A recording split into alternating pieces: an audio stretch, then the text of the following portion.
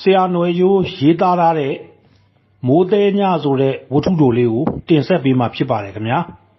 မိုးသေးညညနေ6နာရီကလေးကရွာသွန်းနေသောမိုးကယခုကိုထုံးမောင်တို့ညစာစားပြီးချိန်7နာရီအထိတဲတဲမဲမဲရွာသွန်းနေစေဖြစ်သည်ကိုထုံးမောင်တဲချမ်းကင်းပေါ်တွင်စောင်းကြောင်ထိုင်၍ကွန်းရာနေရင်တဲပြင်ကိုလှမ်းမျှော်ကြည့်ရာတဝင်းဝင်းလက်နေသောလျက်စီးနှင့်အတူ၎င်း၏မျက်လုံးများကလည်းအယောင်တစ်ဖြက်ဖြက်လက်နေလေသည်တပံ၎င်းသည်တောင်ကြီးမှရေချောင်းဘက်သို့လှမ်းကြည့်၍စိတ်အားထက်သန်နေသော၎င်း၏မျက်နှာမှာစိုးရိမ်ထိတ်လန့်သောအမူအရာသို့ကူးပြောင်းသွားပြန်သည်ဤမြမိုးသဲထန်စွာရွာသွန်းနေပါကအနောက်ရာပြင်တွင်ဖားများတအားကျနေမိအကြောင်းတွေးမိသဖြင့်၎င်း၏မျက်နှာသည်စိတ်အားထက်သန်ဟန်ဖြစ်ပေါ်ခြင်းဖြစ်ပြီးချောင်းစီသို့လှမ်းကြည့်ကာမရေမနာရွာနေသောမိုးကြောင့်ရေတက်လာမည်ကိုလည်းစိုးရိမ်သဖြင့်စိုးရိမ်ကြောက်ကြသောမျက်နှာအမူအရာသို့ကူးပြောင်းသွားခြင်းပင်ဖြစ်ပေတော့သည်ကိုထုံးမောင်သည်တဲပြင်ကိုလှမ်းမြော်ကြည့်ရမှတဲတဲသို့မျက်လုံးဝှေ့ကြည့်ပြန်သည်ဇနီးသည်ဖြစ်သူမခင်လာမှာစားပြီးသားပကံခွက်ရောက်များကိုတိမ်စီစေးကြောလျက်ရှိပြီးသားကြီးဖိုးထူးကမိုးယိုသောနေရာများတွင်ခံထားသောဇလုံးများရေပြည့်သဖြင့်ထသွန်၍မိုးအယိုတက်တာစေရန်ဓမျက်စည်းရိုးဖြင့်ထလက်မိုးကိုထိုးနေသည်အငယ်နှစ်ယောက်မှာကမိုးလုံသောတဲတောင်တွင်ကုတ်၍ထိုင်နေကြသည်အသက်6နှစ်အရွယ်အငယ်ဆုံးမလေးမှာရာသီတုပ်ကွေးကြောင့်ဖျားနာနေပြီး8နှစ်အရွယ်သားလက်မှလည်းဖျားခြင်းဖြစ်နေသည်သားကြီးဖိုးထူးကိုတော့အဖျားခံ၍မဖြစ်နောက်ရက်များတွင်တောင်ရခင်းပေါင်းခုတ်ရပေမည်သားဖနှစ်ဦးခုတ်မှလည်းအချိန်မီပြီးစည်းမီဖြစ်သဖြင့်သားကြီးကိုအဖျားခံ၍မဖြစ်ချေယခုရာသီဥတုကကိုယ့်ဘက်ပါနေသည်ယခုမိုးရွာပုံအရဖား2ပိတ်တာ3ပိတ်တာအသာလေးရနိုင်ပြီးကံကောင်းမှာက5ပိတ်တာ6ပိတ်တာအထိရမည်ဖြစ်သည်နောက်နေ့စံဝယ်ရမည်အပြင်ကလေးများအတွက်စေဝါဓာတ်စာများလည်းဝယ်ရမည်ဖားကောက်မထွက်၍လည်းမဖြစ်ချေအခါတိုင်းဆိုလျင်သားကြီးကိုခေါ်တွားနေကြယခုတော့သားကြီးကိုဖျားနာမည်ဆိုသဖြင့်မခင်လာကိုသာခေါ်တွားရပေတော့မည်မတော်တဆမိမိတို့မရှိခိုက်ချောင်းရည်တက်လာပါကအိမ်တွင်ကြံခဲ့သောကလေး3ယောက်ဟူးကိုထုံးမောင်တယောက်အမျိုးမျိုးတွေးရင်းတက်ပြင်းချသည်ဖားကောက်မထွက်၍လည်းမဖြစ်ချေအိမ်တွင်ကြံရစ်မိသားသမီးများကိုလည်းစိတ်ကမချမိမိတူးလည်းတွားလို့ကလည်းမဖြစ်ချေလက်နေမီတစ်ဖက်ဖားအိတ်တစ်ဖက်ဖြင့်မိုးသေးတဲ့၌မိတို့မြအစင်မပြေကိုထုံးမောင်တော့ကိုထုံးမောင်ဟင်အေးမခင်လာဤခေါ်တန်ကြောင့်အတွေးလွန်နေသောကိုထုံးမောင်လန့်သွားသည်မိုးတံဖြင့်လှမ်းអော်နေရသည်ကိုအားမရသောမခင်လာကကိုထုံးမောင်အနီးသို့လာထိုင်လိုက်ပြီးဖားကောက်ထွက်မှာမို့လားလို့မေးမလို့ပါတော့အေးထွက်ရမှာပေါ့ဟာဒါဖြင့်သားကြီးကိုခေါ်မသွားနဲ့နောက်နေ့တောင်ရပေါင်းခုတ်ရမှာဖျားနာနေမှဖြင့်တော်တယောက်တည်းတစ်လလောက်ခုတ်နေရမယ်ရှင့်ကျမလိုက်ခဲ့မယ်အေးပါငါသိပါတယ်ခင်လာရငါလဲဒါကိုပဲထိုင်တွေးနေတာပါဟာမတော်မဖြစ်လို့တွားရမှာပါကွာရေတက်မှလဲကြောက်ရသေးတယ်ထိုအခါသားကြီးဖြစ်သူဖိုးထူးကတွားမှသာတွားပါအဖေရရေတက်လာလဲသားရှိပါတယ်အိမ်အတွက်ကိုစိတ်ချပါဟုဝင်ဆိုသည်မခင်လာကအေးသားကြီးရေညီလေးနဲ့ညီမလေးကိုဂယူးဆိုင်လိုက်နော်ရေတအားတက်လာရင်ကောက်ရိုးစင်ပေါ်ကိုတက်နေကြကွအမေတို့ကစိုးရင်လို့ပါနှစ်တိုင်းလဲမိုးကဒီလိုပဲရွာနေတာပဲရေမတက်တာပဲ10နှစ်ကျော်လောက်ရှိနေပြီဟုဆိုလေသည်ကိုထုံးမောင်ကကဲဒါဖြင့်သွားစို့ခင်လာရေသားကြီးသတိနဲ့နေကြားလားမင်းမေပြောသလိုမတော်တဆရေတက်လာရင်ကောက်ရိုးစင်ပေါ်တက်နေကြဟုမှားကြားပြီးလင်မယား2ဦးသည်ပလတ်စတစ်စများလွှမ်းခြုံ၍လိုအပ်သည်များကိုယူဆောင်ကာတဲထန်စွာရွာသွန်းနေသောမိုးရေထဲထွက်သွားကြလေတော့သည်ဖိုးထူးသည် တဲပေါဝတွင်ထိုင်၍မိုးတဲတဲထွက်သွားကြသောမိဘများ၏နောက်ကျောကိုတွေ့ကြီးငေးဆိုင်ကြည့်နေမိသည်မိမိတို့မှာချမ်းအေးလွန်းလာသဖြင့်အနွေးတဲ့ကိုစီဝတ်ထားကြရတော်လဲမိဘများမှမူအလင်းတွန့်ဆုတ်ခြင်းမရှိဘဲမိုးရေထဲထွက်သွားကြချေပြီအဖေနှင့်အမေသည်ကား၎င်း၏သူရဲကောင်းများဖြစ်သည်၎င်းတို့၏အရာရာကိုသားသမီးများအတွက်ပေးဆက်ထားကြသောထိုမိဘများအားလှမ်းမျှော်ကြည့်လျက်ရှိရာယခုတကားလျက်စီးလက်ချိန်၌အဝေးသို့ပင်ရောက်ရှိနေပြီဖြစ်သောမိဘများကိုမှုံဝါးဝါးသာလှမ်းမြင်ရသောတဖြင့်တဲတကားကိုဆေးလိုက်ပြီးတဲတဲပြန်ဝင်လာခဲ့သည်မိုးမယိုသောတောက်တနေရာတွင်ညီငယ်နှင့်ညီမငယ်အတွက်အိယာခင်းပေးလိုက်ပြီးတိတ်ထားလိုက်သည်ဘာမှမတိနားမလဲသောကလေးများဖြစ်ကြသည့်အလျောက်မိုးတန်တဝုံဝုံသည်၎င်းတို့အားချော့သိမ့်နေသောတေးသွားတစ်ခုဟုထင်မှတ်၍စောင်းချုံကွေးလိုက်သည်နှင့်အိပ်ပျော်သွားကြလေသည်ဖိုးထူးအငယ်မလေး၏နှစ်ဖူးကိုစမ်းသက်ကြည့်ရာကိုပူကြနေသည်ကိုသိရှိရသဖြင့်စိတ်သက်သာရာရမိသည်မိုးမှာပုံမို၍သဲထန်စွာရွာသွန်းလာသဖြင့်မိဘများအတွက်ဖိုးထူးစိတ်ပူမိသလိုမတော်တဆရေတက်လာပါကရေမကူးတတ်သောညီငယ်ညီမငယ်တို့အတွက်လည်းပူပင်မိပြန်သည်၎င်းသည်စိတ်မဖြောင့်မတန်းဖြင့်တဲတကားဖွင့်၍အပြင်ကိုလှမ်းမြော်ကြည့်လိုက်ပြီးရေမတက်သည်ကိုမြင်ရမှတက်ပြင်းချကာမိဘများချမ်းချမ်းအေးအေးဖြင့်ပြန်လာလျင်ရေနွေးပူပူတောက်စေရန်မီးမွေးရေနွေးအိုးတည်လိုက်သည်၎င်းသည်မိုးအေးအေးဖြင့်စောင်းချုံထဲကွေး၍အိပ်ဆက်ချင်ပါတော့လေရင်ထဲမှပူပန်စိတ်ကကြီးစိုးနေသည့်အပြင်တဟုံဟုံစောင်းတိုက်လာသောလေကြောင့်ဗျံကနေကြွတက်နေသည့်ထလက်အမိုးနှင့်တိတ်ငနေရိုင်နေသွားသောတဲအိမ်လေးကြောင့်ပို၍စိုးရိမ်ကြောက်လန့်ပြီးမအိပ်ဆက်ဝင်းတော့ချေဖိုးထူးသည်အပြစ်ကင်းစွာအိပ်ဆက်နေသောညီငယ်နှင့်ညီမငယ်ကိုကြည့်မိပြန်သောအခါတဲအမိုးလန်ထွက်သွား၍သော၎င်းရေတက်လာ၍သော၎င်းတစုံတစ်ခုသောဘေးအန္တရာယ်နှင့်ကြုံတွေ့လာပါက၎င်းတို့အားဘေးမတည်ရန်မခစေရန်ကာကွယ်ရမည့်အကြောင်းတွေးမိပြန်သည်ထိုအခါမိမိတို့မောင်နှမတုံးဦးအတွက်အစဉ်ရဲဝင့်ခဲ့သောမိဘများကိုမြင်အောင်လာပြီးမိမိသည်လည်းအရေးကြုံလာပါကရဲဝင့်ရမည်ဟုသဘောပေါက်လာပြီးမိဘများကသားသမီးများကို၎င်းသားသမီးများကလည်းအကြီးဆုံးမှစ၍အငယ်များကို၎င်းဂယုစိုက်စောင့်ရှောက်ခြင်းကိုမိသားစုဟုခေါ်ကြောင်းဖိုးထူးတွေးမိသည်ထိုစဉ်ဟုံးကနေစောင့်တိုက်လိုက်သောလေကြောင့်တဲဤထလက်အမိုးမှာဝုန်းကနေကြွတက်၍တပံဗျံကနေပြန်ကျလာပြီးတဲလေးမှာလည်းခြေရင်းတိုင်များမှကျွတ်ထွက်၍လေထဲလွင့်ပါတော့မိအလားတိတ်ငနေလှုပ်ခါနေရမှခေါင်းရင်းမြင်းမို့ပိတ်မှထလက်များလေထဲလွင့်ပါသွားလေတော့သည်ထိုအခါမိုးဆက်များသည်မြင်းမို့ပိတ်နေရာမှဒလခေါပက်ဖြန်းဝင်ရောက်လာသဖြင့်အိပ်ပျော်နေသောကလေးများသည်လန့်ဖြန့်၍ငေါက်ကနေထားထိုင်လိုက်ကြပြီးအငယ်မကထိတ်လန့်တကြားအော်ငိုလိုက်သည်နှင့်ပြူကြောင်ကြည့်နေသောအလက်ကောင်ကပါအထိတ်တလန့်ဖြင့်အော်ငိုလေတော့သည်ဖိုးထူးမှာအိမ်၌တခုတည်းသာကြံသောပလတ်စတစ်စကိုပြေးယူလိုက်ပြီးကလေးများကိုလွှမ်းခြုံပေးနေစဉ်ပြင်းထန်သောလေနှင့်အတူဒလဟောဝင်ရောက်လာသောမိုးဆက်များကြောင့်မိအိမ်မှလည်းညှင်း၍သွားလေတော့သည်ထိုအခါကလေးနှစ်ဦးသည်ပိုမို၍တဲထန်စွာအော်ငိုကြသဖြင့်ဖိုးထူးသည်ကလေးနှစ်ဦးကိုပွေ့ဖွက်ထားလိုက်ပြီးဘာမှမဖြစ်ဘူးနော်ကိုကြီးရှိတယ်ကြားလားမကြောက်ကြနဲ့ဟုအားပေးနှစ်သိမ့်ရလေသည်လေသည်ကြမ်းတမ်းစွာတိုက်ခတ်သဖြင့်ခေါင်းရင်းမြင်းမို့ပေါက်မှဝင်လာသောလေသည်ခြေရင်းမြင်းမို့ပိတ်ကိုပါဆွဲခွာယူဆောင်သွားပြီးတပြန်ကြွတက်နေသောတဲအမိုးမှလည်းဝုန်းကနေလန်ထွက်၍လေထဲပါသွားလေတော့သည်ဖိုးထူးသည်ထိတ်လန့်တကြားဖြင့်ကလေးနှစ်ဦးအားတွဲခေါ်ကာ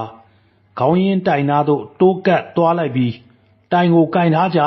ဘာမှမကြောက်ကြခြင်းနော်ကြားလားကိုကြီးလည်းဖက်ထားတယ်ဟုအော်ပြောရင်း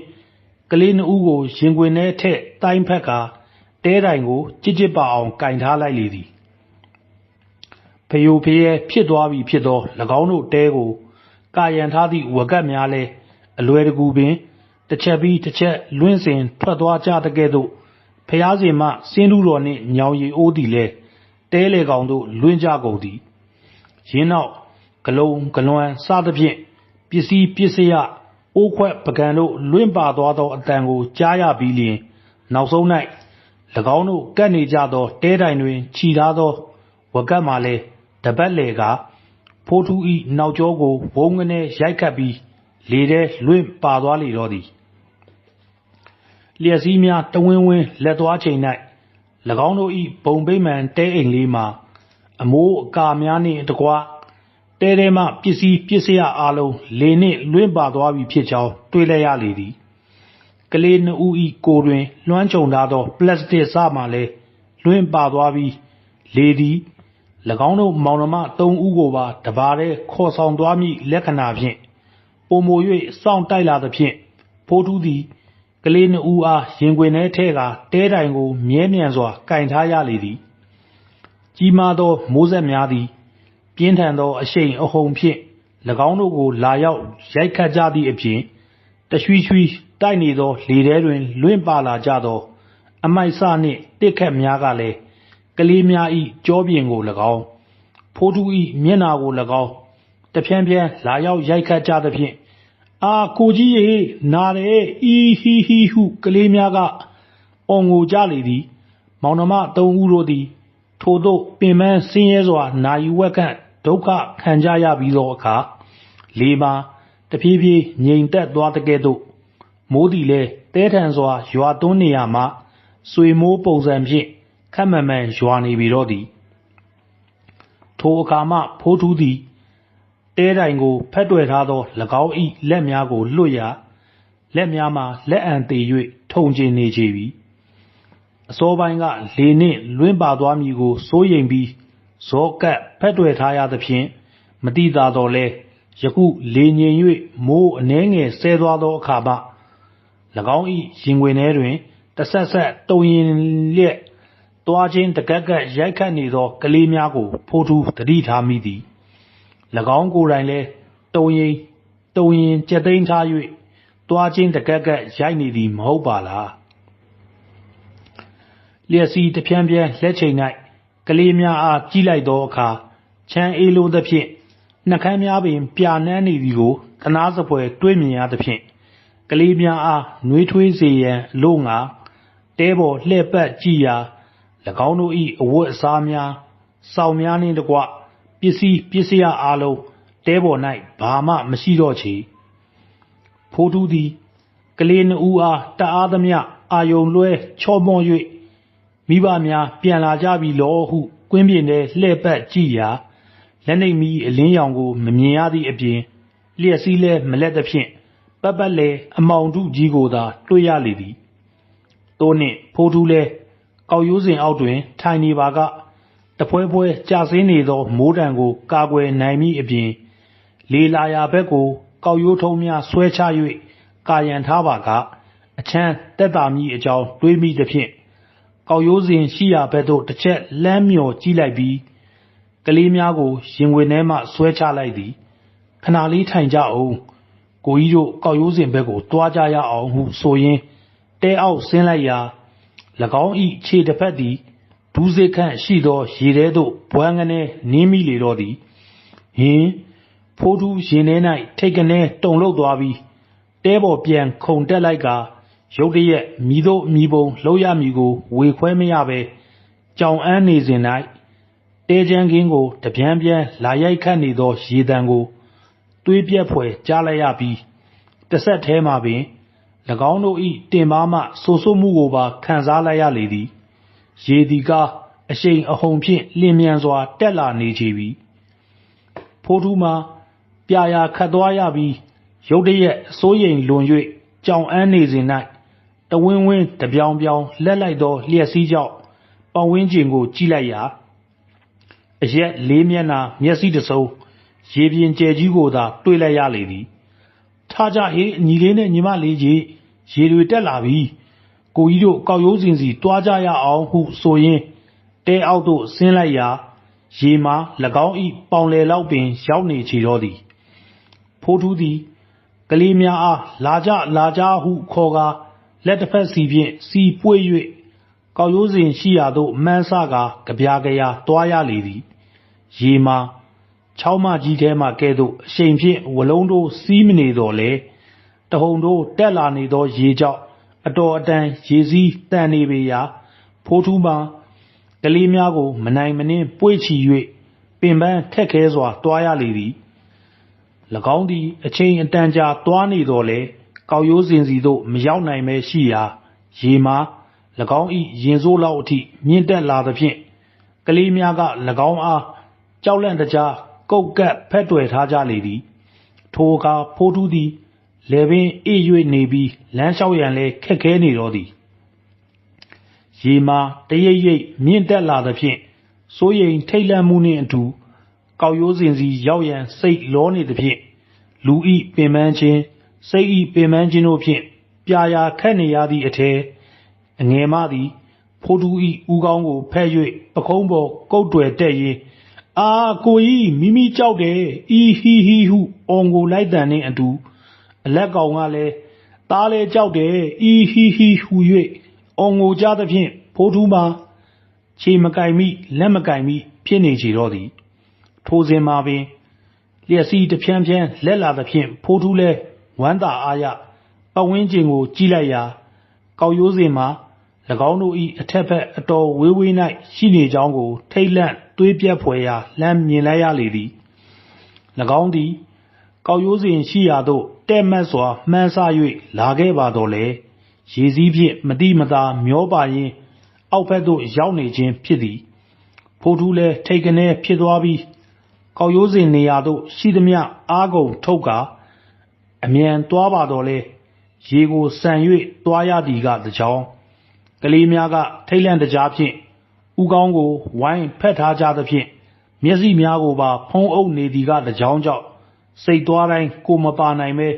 ခက်ဖြည်းဖြည်းသာရွေ့နေသဖြင့်တေချာကင်ထားကြနော်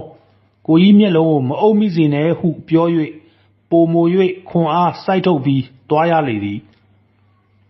ထိုအခါကလေးများသည်ဖိုးထူးဤသပင်များကိုဆွဲကင်၍ပခုံးတစ်ဖက်တစ်ချက်စီပေါ်၌ကုတ်ကပ်တွေ့တက်ထားကြသည်ထိုအချိန်၌ရေမှာဖိုးထူးဤလေပင်နေရာအထိပင်တက်လာပြီးဖြစ်သည်ဖြင့်နောက်ဆုံးရှိသမျှသောခွန်အားတို့ကိုညှစ်ထုတ်၍မနာမနေလာခဲ့ရာ3 မိနစ်ခန့်ဆက်လက်ရုန်းကန်ပြီးချိန်တွင်လျက်စီးတစ်ချက်အလက်၌ရှေ့ပေ20ခန့်မှကောက်ရိုးစင်ကြီးကိုဘွားကနေတွေးလိုက်ရသဖြင့်ခြေကုံလက်ပန်းကျနေရာမှတဖန်အားတက်သွားပြီးလျင်မြန်စွာသွားရပြန်လေသည်ရေသည်၎င်း၏မေးစေးနေရာအထိတက်လာပြီးလျင်ရေလိုင်းတစ်ချက်ကြွတက်လာတိုင်း၎င်း၏နှာခေါင်းနှင့်ပါးစပ်ထဲသို့ရေများဝင်ရောက်လာသဖြင့်မနှဲပင်ထွေးထုတ်ကာအသက်ကိုအလူအယက်ရှူနေရတော့သည်၎င်းသည်အလက်ကောင်အားသားရီကိုကြီးကောက်ရိုးစင်အောက်ရောက်တာနဲ့အပေါ်အမြန်တက်ပြီးညီမလေးကိုအမြန်ဆွဲတင်တော်ဟုကြပြာကြရာမှာကြားပြီးသည်နှင့်ရေမှာ၎င်း၏မျက်နာကိုပါဖုံးလွှမ်း၍သွားသဖြင့်9 ပေခန့်သာလိုသောကောက်ရိုးစင်နေရာကိုတေပြေးရှင်ပြေးအသက်အောက်၍ပြေးရလေတော့သည်ဖိုးထူးသည်တစုံတစ်ခုကိုဝင်တိုက်မိသဖြင့်လက်ဖြင့်စမ်းသပ်ကြည့်လိုက်ရာကောက်ရိုးစင်တိုင်ဖြစ်ကြောင်းဝမ်းမြောက်ဖွယ်သိလိုက်ရပြီးတစ်ဆက်တည်းမှာပင်ပခုံးတစ်ဖက်မှပေါ့ကနေဖြစ်သွားပြီးကြံပခုံးတစ်ဖက်မှလည်းပေါ်ကနေဖြစ်သွားပြန်သဖြင့်ရေပေါ်ကြပြာကြရာတက်၍အလူအယက်အသက်ရှူရလေသည်၎င်းသည်ကောက်ရိုးစင်တန်းကိုကင်တွယ်မေးတင်၍ဟောဟဲဆိုင်လျက်ရှိရာကလေးများသည်၎င်းတို့၏သေးငယ်သောလက်ကလေးများဖြင့်ဖိုးထူး၏လက်ကိုတစ်ဖက်တစ်ချက်စီကင်ဆွဲနေကြသဖြင့်ဖဲနောက်ဆုံးနေကြအပေါ်ထိတက်နေကိုကြီးတက်လာမယ်ဟုဆိုကာစင်ပေါ်တက်ရန်လက်နှစ်ဖက်ကိုအာပြုထောက်၍ခြေတစ်ဖက်ကိုတင်လိုက်သောအခါ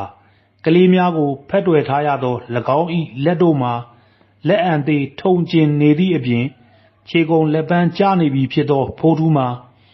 ဘွမ်းကနေရေထဲထိုးကျသွားလေတော့သည်၎င်းသည် ထိတ်လန့်တကြားအော်ဟစ်လိုက်မိရာ၎င်း၏အဆုပ်နှင့်ဝမ်းပိုက်ထဲသို့ရေများဝင်ရောက်သွားပြီးရင်ဘတ်ထဲမှစူးနှင့်အောက်တက်သွားရပြီးကမန်းကရန်ရေပေါ်ကူးခတ်၍တက်လိုက်သောအခါကိုကြီးဟုစိုးရိမ်တကြီးအော်ဟစ်သံများကိုခက်လန်းလန်းမှကြားရသဖြင့်အမောတကောအသက်ရှူ၍ဗိုက်ထဲမှရေများကိုအံထုတ်ကာထိုအတန်ကြားရာကောက်ရိုးစင်စီသို့ကူးခတ်လိုက်သည်တို့ရာတွင်၎င်း၏ခြေလက်များမှာခွန်အားများမရှိတော့သဖြင့်အားဆိုင်ကူးခတ်၍မရဘဲကောက်ရိုးစင်နှင့်ပိုဝေးရာသို့ရေစီးအတိုင်းမျောပါသွားလေတော့သည်ဖိုးထူးသည်တစ်ချက်ခတ်ဝေးမှကလေးများ၏အော်ဟစ်နေသံကိုခတ်တဲ့ကြားရပြီးတစ်ချက်တွင်ရေထဲနစ်မြုပ်ကာအသက်ရှူမိပြီးဝမ်းပိုက်နှင့်အဆုပ်ထဲသို့ရေများဝင်ရောက်ကာစူးနှင့်နာကျင်မှုကိုပြင်းထန်စွာခံစားရသည်တဖန်၎င်းသည်တတိကပ်အားတင်း၍ရေပေါ်ပေါ်စေရန်ကြိုးစားရုန်းကန်နေပြန်ရာနောက်ဆုံး၌ရုံရင်ကန်ရင်ဖြင့်မာကျောသောအရာတစ်ခုကိုဖက်တွယ်မိသဖြင့်မလွတ်တမ်းဖမ်းဆုပ်ထားပြီးကြည့်လိုက်ရာတစ်ပင်တစ်ပင်ဤကွားစုံနေရာကိုဖမ်းဆွဲမိထားကြောင်းသိရပြီးအပေါ်ဂိုင်းများကိုဖမ်းဆွဲ၍မနေအာယူတက်လိုက်ရလေသည်ဖိုးထူးသည်ရေပြင်နှင့်တသားတည်းရှိနေသောကွားစုံနေရာပေါ်ခြေထောက်တင်ကာအပေါ်တစ်ကိုင်းကွားကြားတွင်ကိုမိလိုက်သည်နှင့်တပြိုင်နက်သတိလစ်၍သွားတော့သည်ဖိုးထူးသည်အချိန်မီမျှသတိလစ်သွားသည်မသိချေ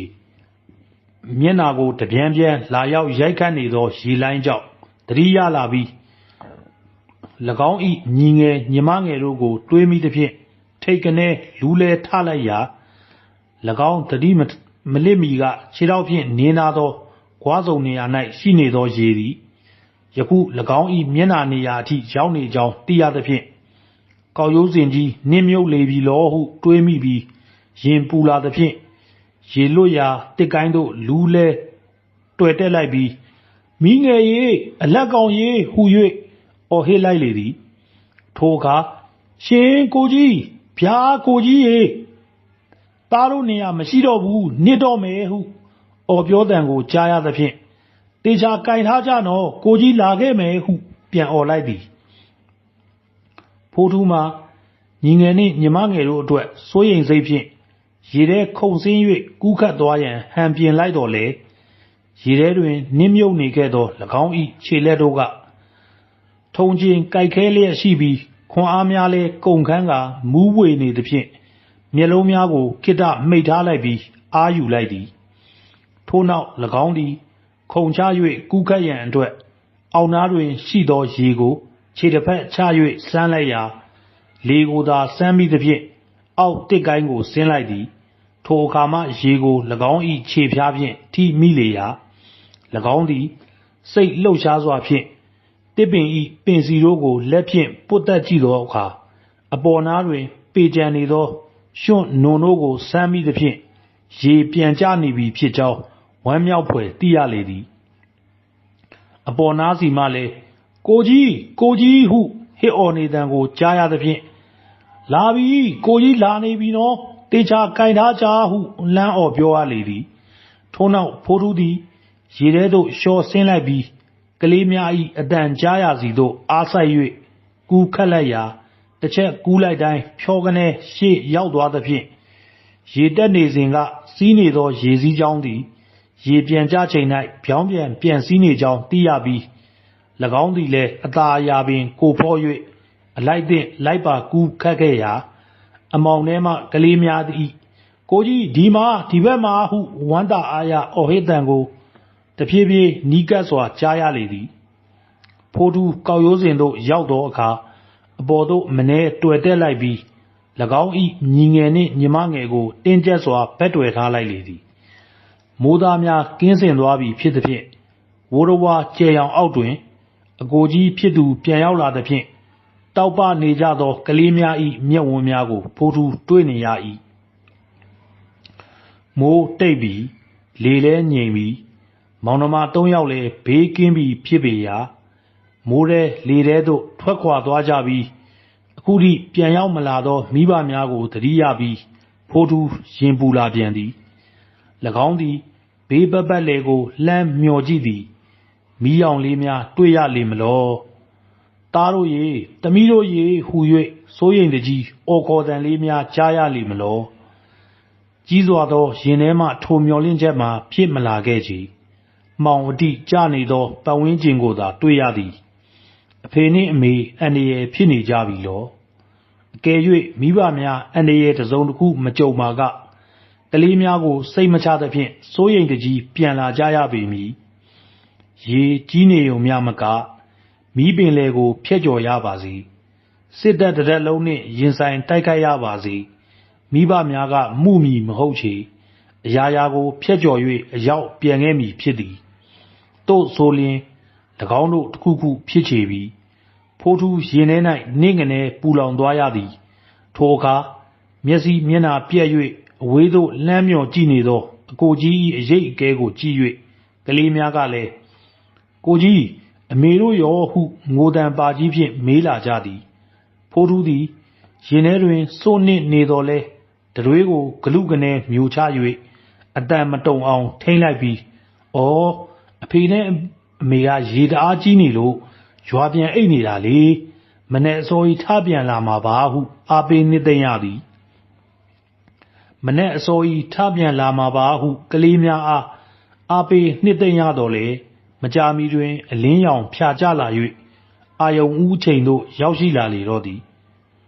ကိုကြီးဟေးဘာလဲမီးလေးရဲ့ကိုကြီးပြောတော့အမေတို့အစောကြီးထပြန်လာမှာဆိုခုမိုးလင်းနေပြီလေဟာမီးလေးကလည်းအကျော်တယ်ထွက်တဲ့အချိန်စောင့်နေတာနေမှာပေါ့မီးလေးပဲဖျားနေတော့ကအကျော်စားကျင်နေဆိုဒါကြောင့်အမေတို့ကအကျော်တခါတည်းဝယ်ခဲ့မှာမလို့စောင့်နေတာမီးလေးတယောက်ဘာမှမမေးတော့ချေပတ်ပတ်လည်မှဒူးစိခန့်ရှိသောရေပြင်ကြီးကိုငေးဆိုင်ကြည့်နေသည်အလက်ကောင်မာကကောက်ရိုးမြင်တစ်ခုကိုလိန်ဆွဲရင်းစိုက်ကြည့်နေလေသည်မကြာမီနေလုံးသည်တောင်ပေါ်တွင်မေးတင်၍ပြူထွက်လာသည်အမေတို့ကမလာကြသေးချေပစိုးတိုတိုဝွတ်၍ပလတ်စတစ်ခြုံထားသောအဖေထမိန်တိုတိုဝွတ်၍ပလတ်စတစ်ခြုံထားသောအမေစားဝတ်နေရေးအတွက်ရုန်းကန်ရင်းမိုးထဲလေထဲထွက်သွားကြသော၎င်းတို့၏နောက်ကျောပြင်ကိုဖိုးထူးမြင်ရောင်နေသည်လျက်စီးလက်နေသောအလင်းရောင်ဖြင့်မိဘများ၏နောက်ကျောကိုဖိုးထူးငေးဆိုင်ကြည့်နေခဲ့သည်လျက်စီးတစ်ခါလက်လိုက်တိုင်းဝေးကွာ၍နောက်တစ်ကြိမ်လက်လိုက်ချိန်၌ပို၍ဝေးကွာသွားသောမိဘများ၏နောက်ကျောများထိုနောက်ကျောများသည်မိမိတို့မောင်နှမသုံးဦးအားလောကအလယ်၌ထားရစ်၍ထာဝရစွန့်ခွာကြောခိုင်းသွားခြင်းပေလောဖိုးထူးရင်ထဲ၌စိုးနှင်း၍မျက်ရည်များရစ်ဝဲလာသည်မကြာမီလူတန်များကိုကြားလာရသဖြင့်မျောလင့်ခြင်းကြီးစွာလှမ်းမြော်ကြည့်မိသည်မိမိတို့ရှိရာသို့လာနေကြသောရွာသားများကိုထွန်းမောင်ပြိုးမခင်လာဟူ၍အော်ခေါ်ရင်းတဖြည်းဖြည်းနီးကပ်လာကြသည်ဖိုးထူးရွာသားများကိုလက်ဝှေ့ရန်ပြလိုက်သည်၎င်း၏လေချောင်းထဲတွင်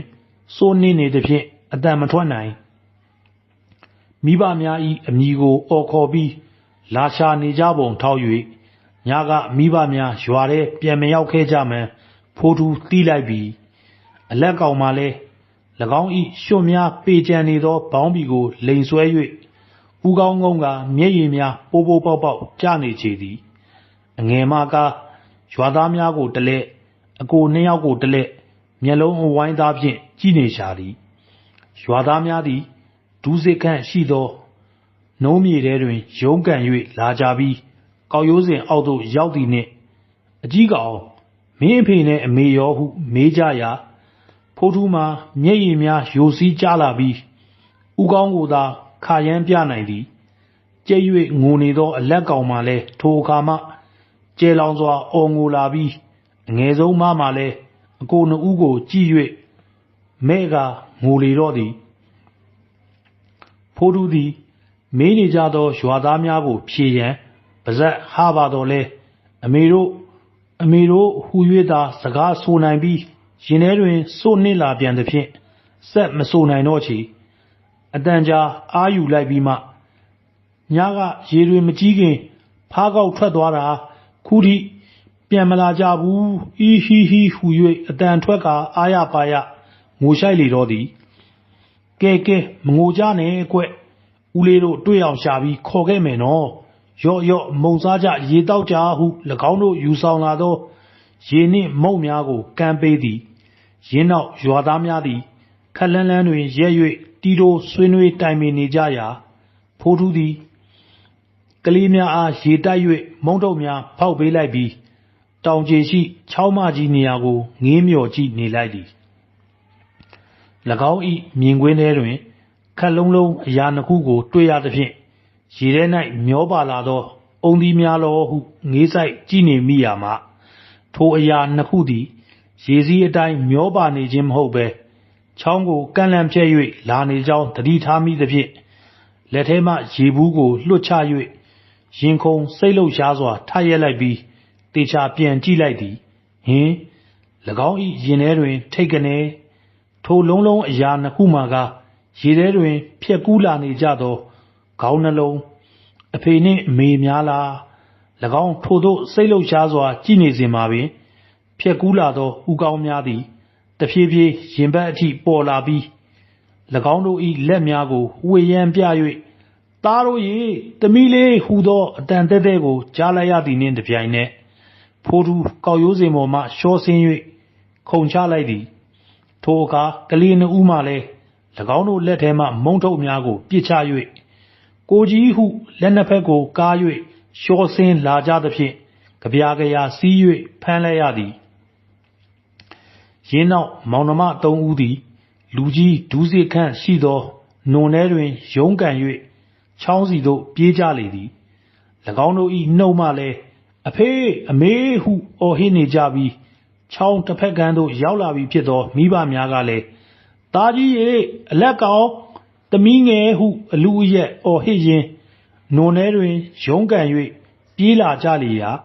ကလေးများသည်တဖုံဖုံချော်လဲကြသဖြင့်တကိုယ်လုံးရွှွတ်များဖြင့်ပေကြံနေကြပြီးလူကြီးများကလည်းအလားတူပေကြံနေတော့သည်၎င်းတို့မိသားစုအချင်းချင်းစုံတွေ့ကြသောအခါအမေသည်အငယ်နှစ်ဦးကိုပြေးဖက်ရင်းငိုရှိုက်နေပြီးအဖေကမူဖိုးထူး၏ပကုံးကိုဖက်၍တော်တယ်ငါသားအတွက်အဖေဂုံယူတယ်ငါသားတာဝန်ကျေတယ်ဟုဆိုသည်ဖိုးထူးမိခင်အားလှမ်းကြည့်လိုက်သောအခါမျက်ရည်များကြားမြမိမိအားကျေနပ်စွာပြုံးကြည့်နေသောမိခင်ကိုတွေ့ရလေသည်ဖိုးထူးသည်စကားတခွန်းကိုအကြိမ်ကြိမ်အော်ဟစ်ပြောဆိုနေတော်လဲရင်ထဲတွင်ဝမ်းသာလုံးစိုးနစ်နေသဖြင့်ထိုစကားမှာ၎င်း၏နှုတ်မှထွက်မလာနိုင်ချေထိုစကားမှာကကျေးဇူးတင်တဲ့အဖေနဲ့အမေပြန်လာပေးလို့ကျေးဇူးအရန်တင်ပါတယ်ဟူသောစကားသာဖြစ်ပေတော့တည်းဟုတ်ကဲ့ပါခင်ဗျာအဆုံးထိနားဆင်ပေးတဲ့ပရိသတ်တယောက်စီတိုင်းကိုအထူးပဲကျေးဇူးတင်ပါတယ်ခင်ဗျာ